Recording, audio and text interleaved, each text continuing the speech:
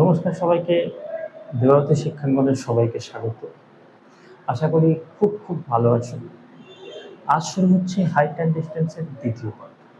দ্বিতীয় পার্ট দেখার আগে অনুরোধ, প্রথম পার্টটা অবশ্যই দেখে নিন, তাহলে এই পার্টটা দেখতে বা বুঝতে তোমাদের অনেক অনেক সুবিধা হবে। চলো, 8-এর দাগ পর্যন্ত হয়েছিল, আজ 9-এর দাগ থেকে আমরা শুরু করব। চলো বন্ধুরা, 9-এর দাগ শুরু করো। 9-এর দাগ বলছে একটি বাড়ি, যে বাড়ির হাইট হচ্ছে 19√3। ঠিক আছে। রাস্তার উপর অবস্থিত একটি লাইট পোস্ট আছে। লাইট পোস্টের উচ্চতা হচ্ছে 9√3। ঠিক আছে। এদের শীর্ষের অবনতি কোণ 30°। উন্নতি অবনতির নিয়ে ব্যাপার নেই, আমি এটাকে 30° ধরে দিই। এটা 30° হলে এটা কত হবে? 60°। এটা 9√3 হলে এটা নিশ্চয়ই 9√3 হবে। আর 19টা√3 থেকে 9টা√3 বাদ গেলে কটা বাকি থাকে? 10√3। এখান থেকে এইটুকুনি দৈর্ঘ্য হচ্ছে 10√3, আর এখান থেকে এখানে দৈর্ঘ্য হচ্ছে 9√3। জানতে চেয়েছে এই ডিস্টেন্সটা কত। তাহলে আমরা জানি যে 30-এর বিপরীতে সবসময় অনুপাত কত হয়? 1। 60-এর বিপরীতে সবসময় কত হয়? √3। এটুকুনি আমরা প্রথমেই জানি। 30-এর বিপরীতে সবসময় 1, আর 60-এর বিপরীতে সবসময় √3। তাহলে বোঝা গেল যে 1 সমান সমান 10√3, আর √3 সমান সমান কত হবে? 10√3 ইন্টু √3। 10√3 কে √3 3, 3×10 30 মিটার। হয়ে গেল উত্তর। 9-এর দাগ। 9-এর দাগের বি হয়ে যাবে সঠিক উত্তর। কি বোঝা যাচ্ছে কি? ভালো লাগছে? চলো পরেরটা দেখো, 10-এর দাগ দেখো। 10-এর দাগ।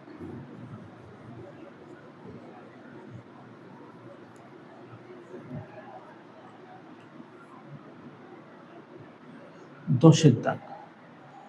10-এর দাগ বলছে একটি অসম্পূর্ণ টাওয়ারের পাদবিন্দু থেকে 40 মিটার দূরে অবস্থিত কোনো বিন্দু। একটি অসম্পূর্ণ টাওয়ার, ঠিক আছে, টাওয়ারের পাদবিন্দু থেকে, একটি অসম্পূর্ণ টাওয়ারের পাদবিন্দু থেকে 40 মিটার দূরে অবস্থিত, 40 মিটার দূরে অবস্থিত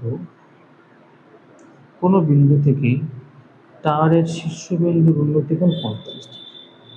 এখান থেকে এটা হচ্ছে কত? 45°।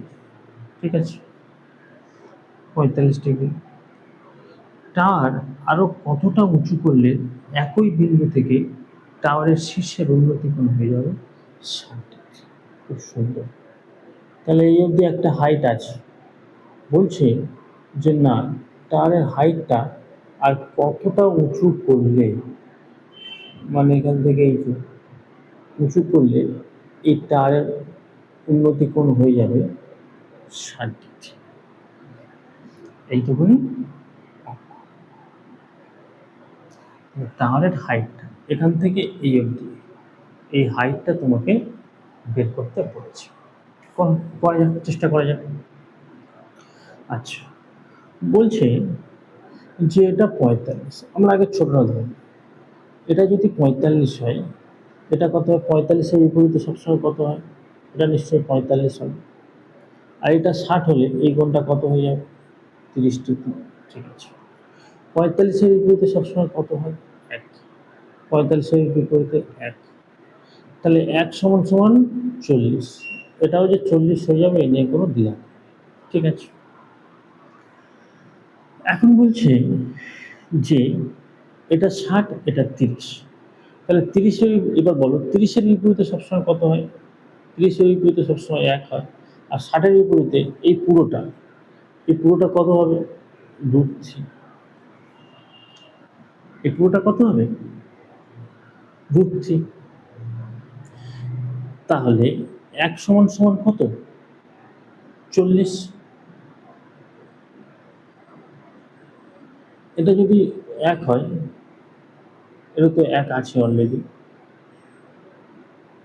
ষাটের বিপরীতে পুরোটা রুট থ্রি, 30-এর বিপরীতে √1, তাহলে এটা তো অলরেডি 1 আছে, তাহলে এটা নিশ্চয়ই √3 - 1। তাহলে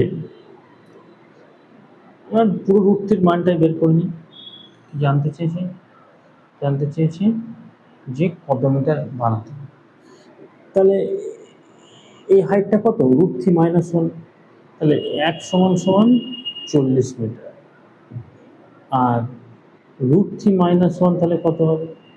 তাহলে 40 ইন্টু √3 - 1 মিটার, 40 ইন্টু √3 - 1 মিটার।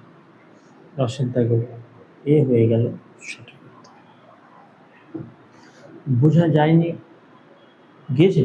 আচ্ছা, যদি না যায় আরেকবার দেখো। এটা 45, এটা তাহলে 45, 45-এর বিপরীতে কত? 1। এই 45-এর বিপরীতে কত? 1 হয়ে গেল কন্ডিশন। এবার এটা পুরোটা বলছে 60, তাহলে এটা কত? 30। 30-এর বিপরীতে কত হয়? 1। 30-এর বিপরীতে যদি 1 হয়, 60-এর বিপরীতে এই পুরোটা কত হবে? √3। এখান থেকে এটা তো অলরেডি 1 হয়ে আছে, তাহলে √3 - 1 নিশ্চয়ই এখান থেকে এইটুকু। তাহলে 1 = যদি 40 হয়, √3 - 1, √3 - 1 গুণ 40 ইন্টু √3 - 1, দশের দাগে এ হয়ে গেল সঠিক উত্তর। বুঝে গেল? একটু বুঝে বুঝে ধীরে ধীরে অঙ্কের লেভেল বাড়বে, বুঝতেও পারবে। যত কনসেপ্ট বুঝবে তত অঙ্কটাও পরিষ্কার হবে। ঠিক আছে? 11 দাগ দেখো।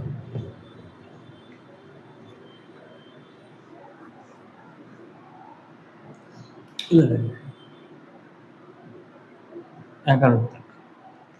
11 দাগ বলছে একটি বহুতল বাড়ির 6 তলার কোনো বিন্দু থেকে, একটা বহুতল বাড়ি 6 তলার কোনো বিন্দু থেকে পাশের পার্কের ফোয়ারাটি 60 ডিগ্রি অবনতি কোণে দেখা যায়।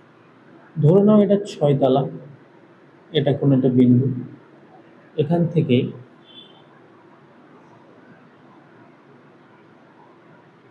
পাশের পার্কের যে ফোয়ারাটি আছে সেই ফোয়ারাটি 60 ডিগ্রি অবনতি কোণে দেখা যায়। এই ধরো ফোয়ারা জল পড়ছে, যেটা কত? 60 ডিগ্রি। আমি এখান থেকে এটা 60 ডিগ্রি এঁকে নেব। ডিগ্রি উন্নতি অবনতির কোণ নিয়ে কোনো ব্যাপার নয়, তুমি লিখতে থাকো। অবনতি কোণে দেখা যায়, কিন্তু ফোয়ারা থেকে সেই বাড়ির 3 তলার একটি বিন্দু থেকে ফোয়ারা থেকে সেই বাড়ির 3 তলার একটি বিন্দুকে 45 ডিগ্রি উন্নতি কোণে দেখা যায়।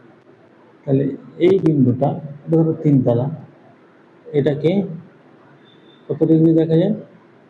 45 ডিগ্রি কোণে দেখা যায়। বাড়ি থেকে ফোয়ারার দূরত্ব 20 মিটার। এখান থেকে ধরো এই বাড়ি থেকে ফোয়ারার দূরত্ব 20 মিটার। জানলার ওই বিন্দু দুটির মধ্যে দূরত্ব কত? এখান থেকে এই দূরত্বটা কত? তাহলে ফোয়ারা নিয়ে কোনো চাপ নেই। এই ধরো ফোয়ারাটা আছে, ফোয়ারাটাই সামান্য আছে, ধরো ফোয়ারা এটা এখানে কত? 20 মিটার। ঠিক আছে, এই হয়ে গেল কন্ডিশন।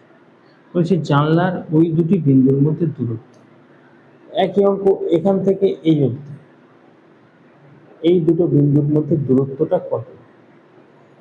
এইটুকুনি দূরত্ব কত? এইটুকুনি তোমাদের জানতে চেয়েছি। আচ্ছা, চেষ্টা করো। 45, এটা ধরো 45, তাহলে এটা কত হবে? এটাও 45 হবে। 45-এর বিপরীতে 1, তাহলে এটা 20 হয়ে যাবে। আমার তো জানার দরকার নেই। তাহলে 45-এর বিপরীতে 1, এই 45-এর বিপরীতেও 1 হয়ে যাবে। এখন এটা যদি 60 হয়, এটা কত হয়ে যাবে? 30।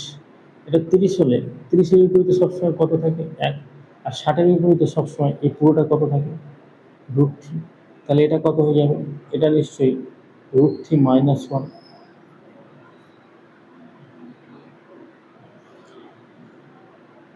তাহলে আমরা জানি যে 1 = কত পেলাম? 20। আর √3 - 1 সমান সমান কত? সেই 20 ইন্টু √3 - 1 এইটুকু। কিন্তু সংখ্যায় উত্তর চেয়েছে, তাহলে এটা তোমার বের করতে হবে। 20 √3 মান কত?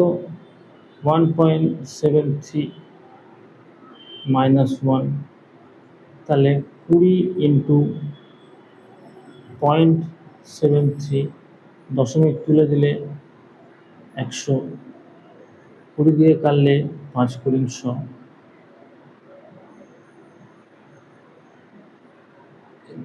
73-এর নিচে 5 আছে,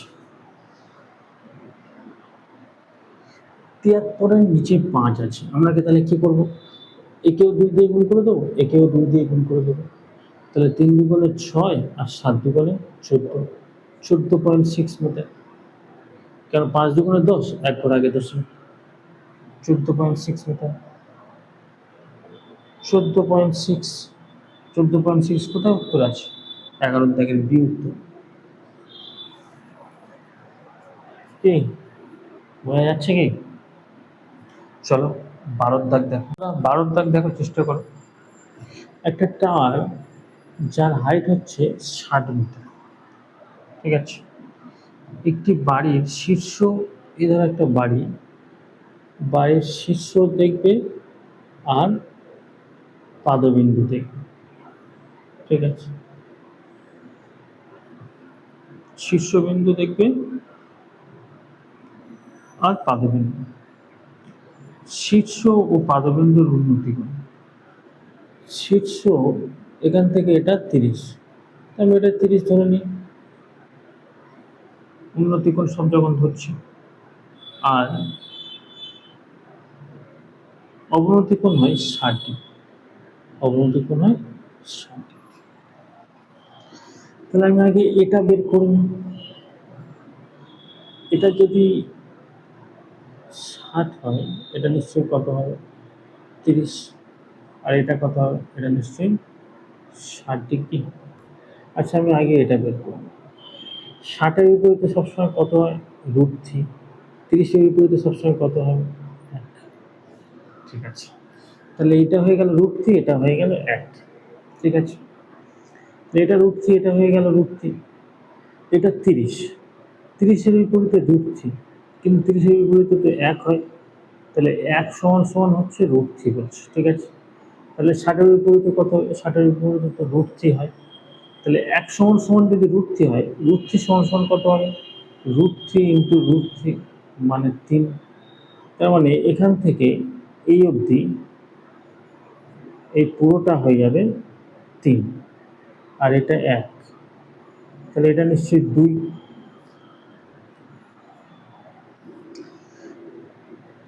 জানতে চেয়েছে বাড়িটার হাইট, তাহলে এটা 1, এটা 2, তাহলে 3 = যদি 60 হয়, 1 = কত? 20, আর 2 = কত? 40। হয়ে গেল 12 দাগ। 12 দাগের বি হয়ে গেল সঠিক উত্তর। বোঝা যায়নি? ভালো করে দেখো। বলছে এটা 30, এটা তাহলে 60, 60-এর বিপরীতে কত হয়? √3, 30-এর বিপরীতে কত হয়? 1।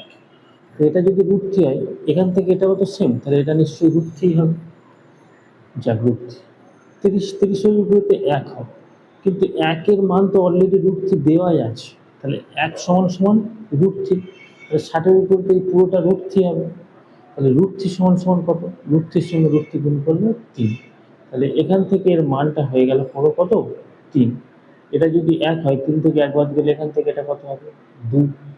তাহলে আমরা তো জানি যে 3 = 60, 1 = 20, 2 = 40। কি বোঝা গেল কি?